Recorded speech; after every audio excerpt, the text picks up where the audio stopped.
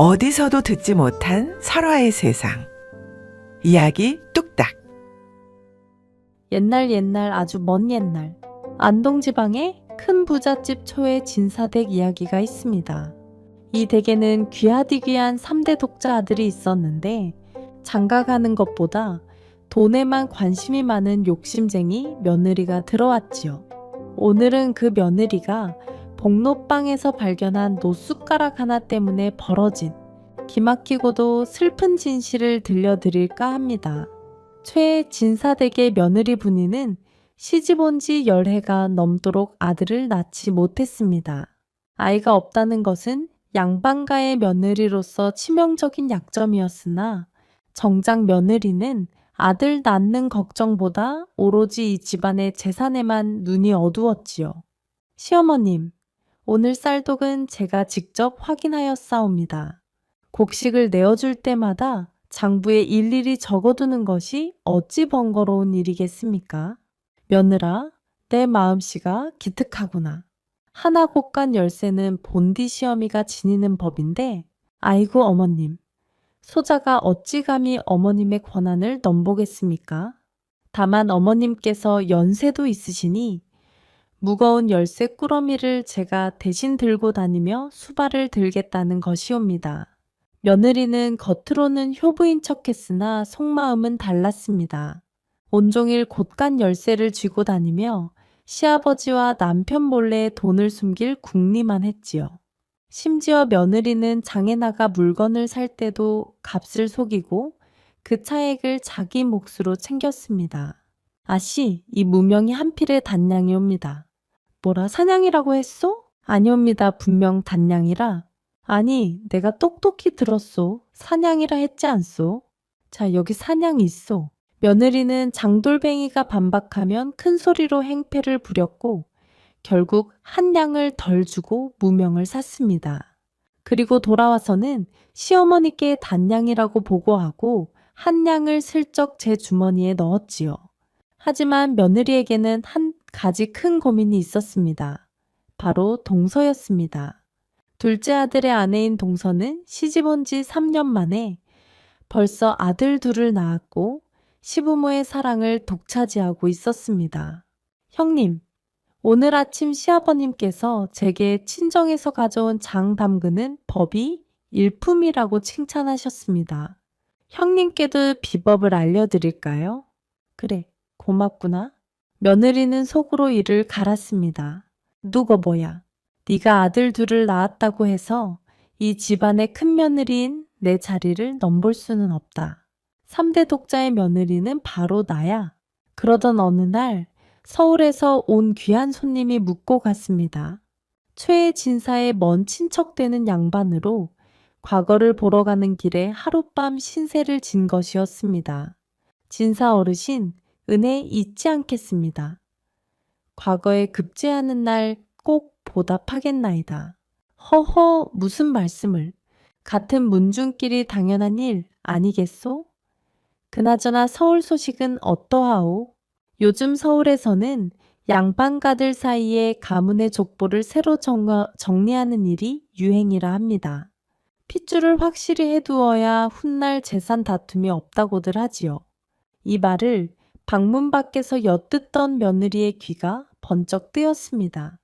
핏줄, 재산? 혹시 이 집안에도? 손님이 떠난 뒤 며느리는 혹시 손님이 돈이 될 만한 것을 흘리고 가지 않았나 싶어 복로방을 샅샅이 뒤져보았습니다. 에잉, 서울 양반들이라더니 왜 이렇게 쓸모없는 것들만 두고 갔담? 낡은 붓 하나, 먹물 묻은 종이 몇 장. 노쇼강은 가져갔을 것이고, 저 구석은 뭐지? 며느리는 방구석의 낡은 서랍장을 열어보았습니다. 먼지가 수북이 쌓인 서랍 속에는 오래된 편지와 낡은 보자기, 조각들이 있었습니다. 쳇, 이것들도 다 쓸모없는 것들이네. 그때 서랍장 밑바닥에서 무언가 반짝이는 것이 눈에 띄었습니다. 며느리가 손을 뻗어 꺼내보니 노숟가락 하나였습니다.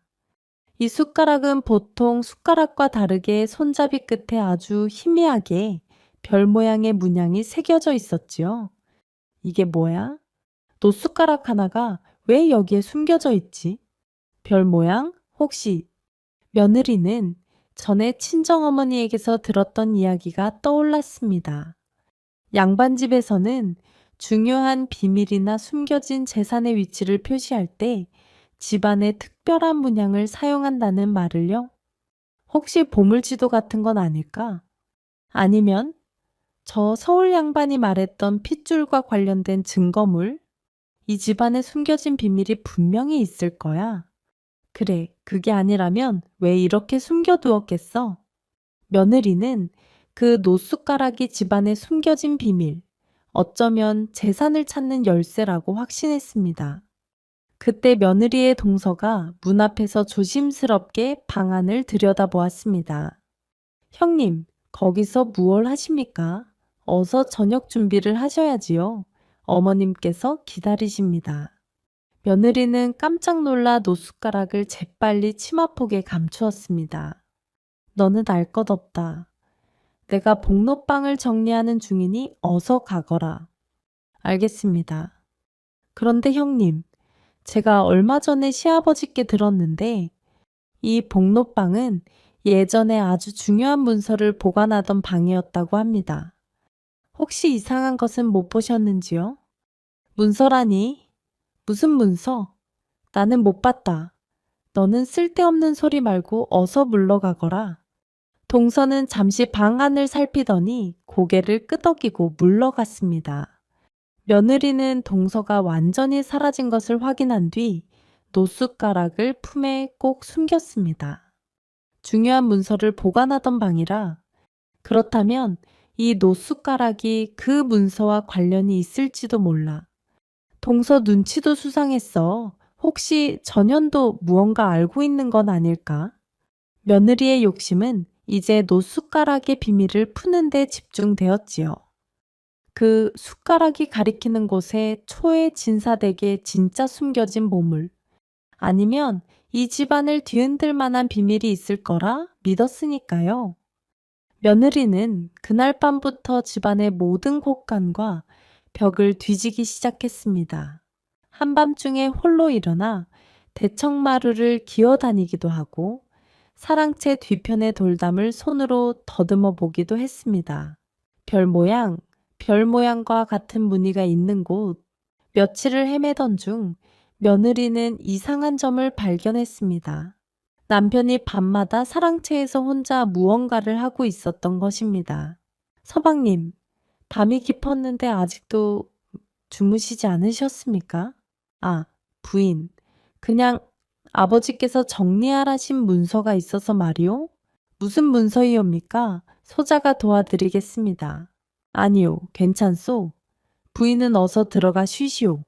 남편의 태도가 어딘가 불안해 보였습니다. 며느리는 더욱 의심이 들었지요. 남편도 무언가 숨기고 있어. 분명 이 집안에 큰 비밀이 있는 게 틀림없어. 며칠을 더 헤맨 끝에 며느리는 마침내 숟가락의 별 모양과 똑같은 문양이 그려진 곳을 오래된 장독대 옆에서 찾아냈습니다.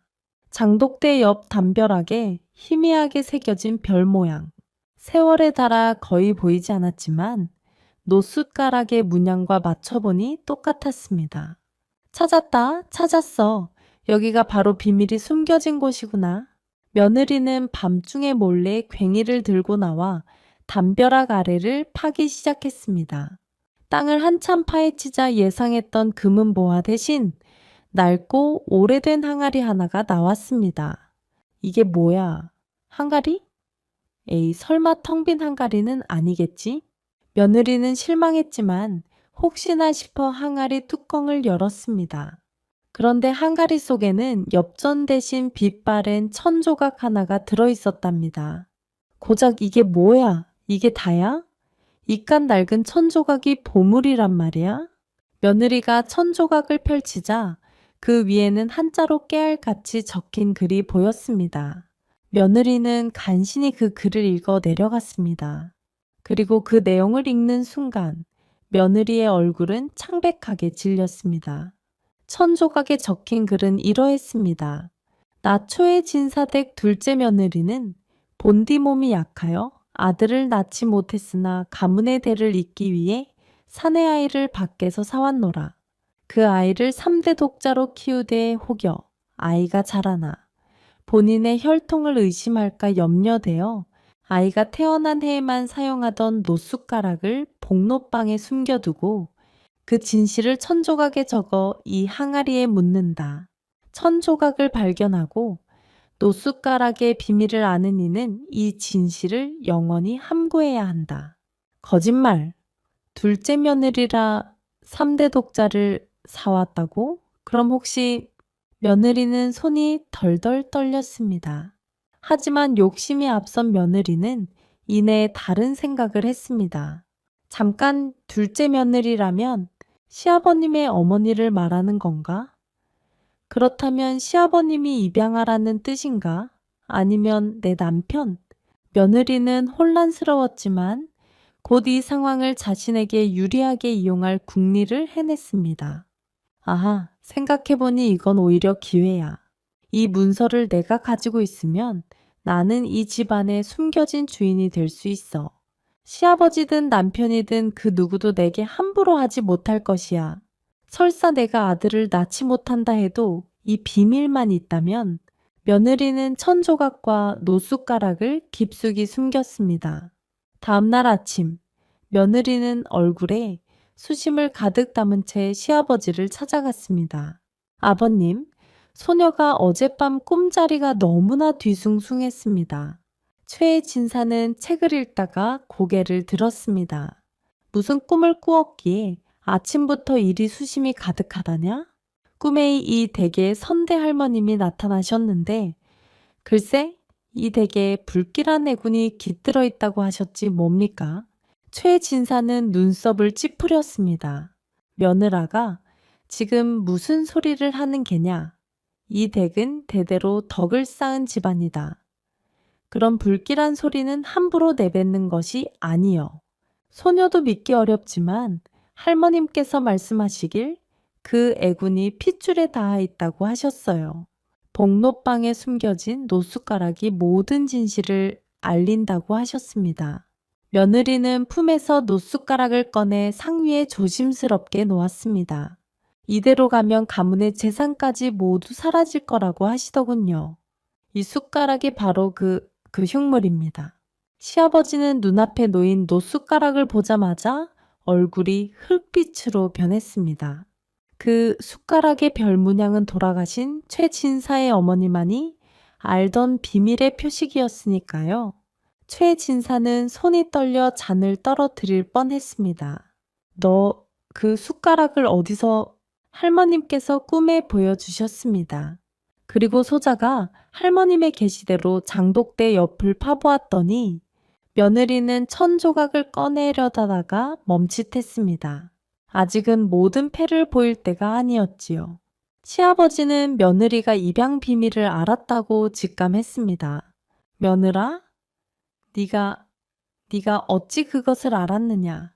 아버님, 소녀는 다만 이 집안을 걱정하는 마음뿐이옵니다. 이대로 가문의 대가 끊어지거나 재산이 흩어지는 꼴을 보시겠습니까요? 며느리는 한 발짝 더 다가서며 목소리를 낮췄습니다. 이 댁의 비밀을 아는 것은 이제 저 하나뿐입니다. 아버님께서 저에게 곳간 열쇠를 모두 맡기시고 저를 진짜 안주인으로 인정해 주셔야 애군을 막을 수 있을 것입니다. 그리고 이 비밀이 밖으로 새어나가지 않도록 저에게 이 집안의 모든 안살림을 맡겨주셔야 합니다. 그래야 제가 입을 다물 수 있을 것 같습니다요. 며느리는 시아버지의 약점을 이용해 집안의 모든 권한을 차지하려 했습니다. 시아버지는 한참 동안 아무 말도 하지 못했습니다. 그러다 결국 체념한 듯 깊은 한숨을 내쉬었습니다. 알겠다. 알겠어. 이 모든 것은 하늘의 뜻이겠지. 좋다. 오늘부로 이 댁의 곳간 열쇠와 안살림은 모두 너에게 맡기마. 단, 이 일은 절대로 밖으로 발설해서는 안 되느니라. 알겠느냐? 예, 아버님, 염려 마시옵소서. 소녀는 이 집안의 며느리로서 당연한 도리를 그저 다할 뿐이옵니다. 며느리는 속으로 쾌재를 불렀습니다. 마침내 바라던 대로 이 집안의 진짜 권력을 손에 넣게 되었으니까요. 그때 며느리의 등 뒤에서 차가운 웃음소리가 들렸습니다. 허허허. 다름 아닌 늘 순해 보이기만 하던 동서였습니다. 허허, 형님. 정말 대단하십니다, 그려. 노숟가락 하나로 이 집안의 안주인이 되시다니요. 며느리는 화들짝 놀라 뒤를 돌아보았습니다. 너는 언제부터 거기에 있었느냐? 혹시 무슨 소리라도 들은 것이냐? 다 들었습니다. 핏줄에 닿아 있는 애군이라. 그래서 그 노숟가락을 찾으셨다니 참으로 기막힌 재주이십니다. 동서는 천천히 방 안으로 걸어 들어왔습니다.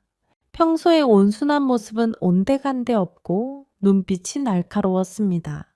자, 그럼 형님, 이 노대접은 무엇을 알려주는 물건일까요? 동서가 꺼내든 것은 노숟가락과 똑같이 별 모양 문양이 새겨진 노대접이었습니다. 며느리가 알던 노숟가락의 비밀 외에 더 깊은 반전이 있었던 것입니다.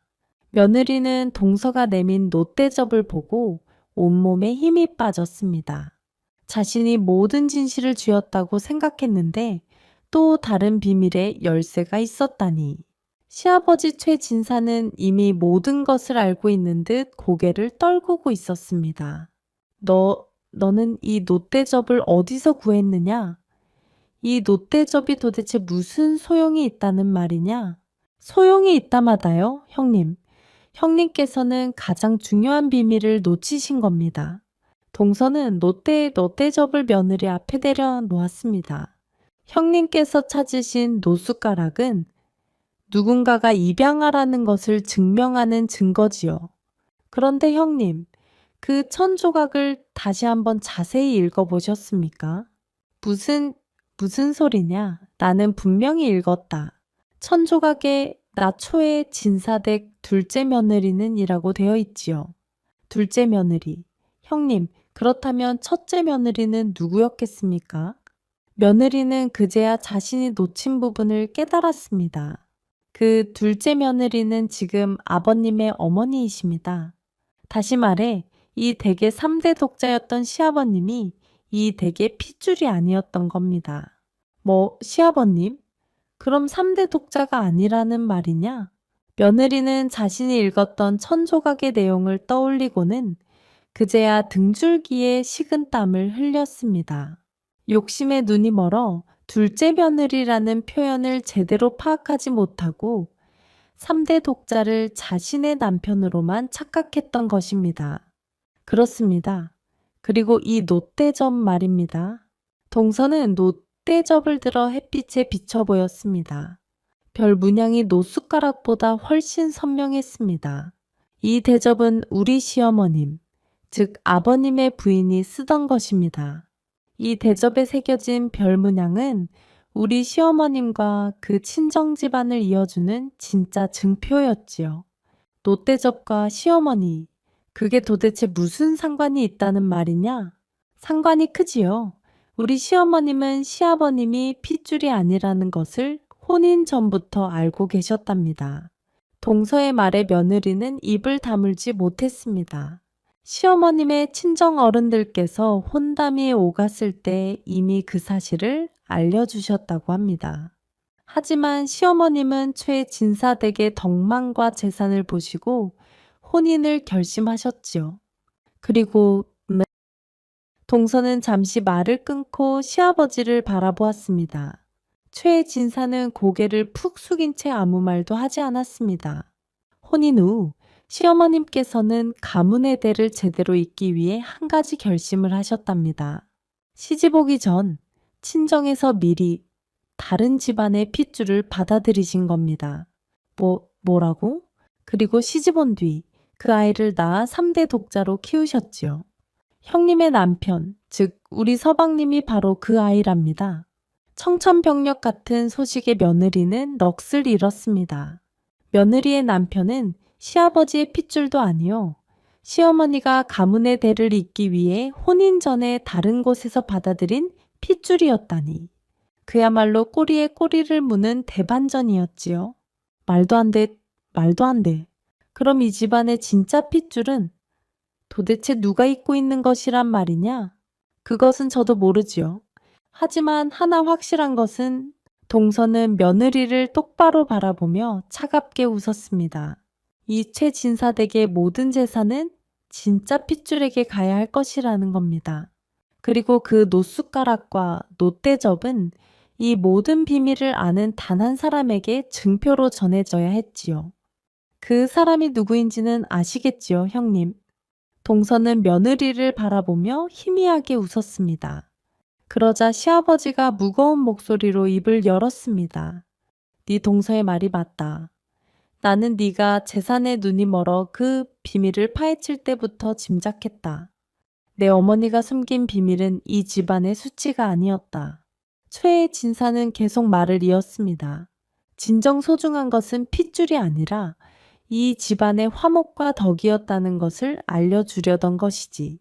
내 어머니는 핏줄이 아니어도 나를 아들로 키우셨고 내 부인 역시 핏줄이 복잡해도 우리 아들을 사랑으로 키웠다. 허나 네가 그 비밀을 협박의 도구로 쓰려 했을 때 너는 이미 이 집안의 며느리 자격을 잃은 것이다. 며느리는 그제야 자신이 저지른 일의 무게를 깨달았습니다. 아버님, 용서해 주십시오. 제가 그저 재산 욕심 때문에 제가 잘못했습니다. 늦었다. 너의 남편은 핏줄이 복잡해도 나의 아들이다. 하지만 은혜 너는 우리 가문의 며느리가 아니었구나. 최의 진사는 동서를 바라보았습니다. 동서, 이 노숟가락과 노대접을 네가 잘 간직하거라. 이 집안의 진정한 한주인은 돈이 아니라 화목을 지킬 줄 아는 사람이 되어야 하니 말이다. 결국 며느리는 자신의 욕심 때문에 비밀을 파헤쳤으나 그 비밀에 덫에 걸려 모든 것을 잃고 쫓겨났습니다. 동서는 시아버지의 신임을 얻어 안주인의 자리를 지키게 되었습니다. 며느리가 짐을 싸서 대문을 나서던 날, 동서는 대청마루에 서서 그 모습을 지켜보았습니다. 동서는 며느리가 완전히 사라진 뒤 노대접과 노숟가락을 마주보며 조용히 혼잣말을 했습니다. 형님께서는 정말 모르셨군요. 핏줄도 재산도 사실 이 집안의 진짜 비밀이 아니었다는 것을요. 이 노대접과 노숟가락이 알려주는 진짜 비밀은 바로 이 모든 것을 처음부터 알고 있던 사람이 나였다는 것을요. 그랬습니다. 이 집안의 모든 비밀을 알고 있었던 사람은 바로 늘 조용하고 순종적인 줄 알았던 동서였던 것이었지요. 동서는 며느리의 욕심을 이용해 며느리가 스스로 파멸하도록 유도하고 최종적으로 자신이 집안의 모든 것을 차지했던 것이었습니다. 3대 독자의 며느리는 노숟가락의 비밀을 파헤치려다 결국 노대접의 비밀과 인간의 욕심이 빚어낸 냉혹한 현실만 마주한 것이었지요. 여기까지 남의 비밀을 파헤쳐 나의 욕심을 채우려 들면 결국 그 비밀의 칼날이 자신을 향하게 된다는 것을 모두 한 번씩 잘들 생각해 보시면서 다음 이야기로 만나 뵙겠습니다요. 그럼 이번 얘기 들으신 분들 모두 행복의 나라로 뚝딱! 재미있는 설화의 세상, 이야기 뚝딱! 오늘도 즐거우셨다면 좋아요와 구독 부탁드려요. 그럼 다음 시간에 또 만나요.